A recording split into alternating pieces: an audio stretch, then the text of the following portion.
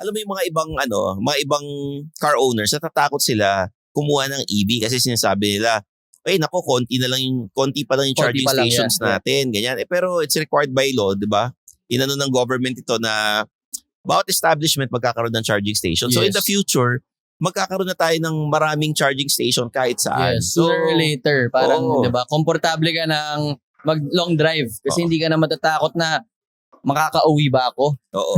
Kasi now, hindi mo pa, for sure, pag pupunta ka sa pupuntahan mo, makakapunta ka kasi full charge ka. Pero I think what they're thinking of is baka mabitin or malobat or what kasi baka walang charging malapit dun sa But like what you said, sir, diba? It's by the law naman na sooner or later we're gonna have more charging stations for EVs. Oo. Kaya huwag kayong matatakot. Baka by next year mas dumami pa. Yes. Kasi nakikita na natin sa malls, kung saan-saan.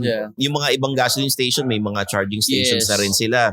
Correct. And then, kaya naman walang coding kasi ito yung parang perks. Yes, Dahil nga, reward system. Less carbon footprint, Yes. di ba? Nakakatulong sa environment to. Eco-friendly siya. So, talaga. So, it helps us in the long run. Whatever EV ba nang iniisip nyong bilhin, pag-ipunan nyo na. Yes. Pero, i-test drive niyo itong VinFast kasi talagang maganda siya. Correct, And hindi biro yung ginawa ng VinFast na, di ba, yung tinetesting nga sa Green GSM, tapos kahit pumunta kang Vietnam, ginagamit nila taxi para ipakita na talagang pang everyday. Reliable siya. Di ba? Pang wear and tear. Para siyang kung gaano kayo nagtitiwala sa BIOS, pwede nyo ring subukan tong VinFast. O timo, V pa rin, di ba? V pa rin.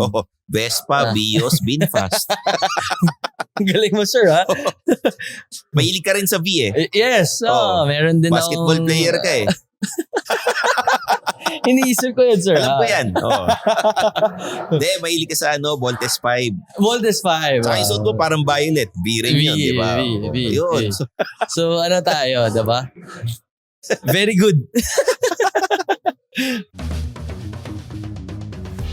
Sulit ang kulitan, bitin sa tawanan. Catch the latest episodes on YouTube, Spotify, or wherever you listen to podcasts. Dito lang sa Fast Lane with VinFast.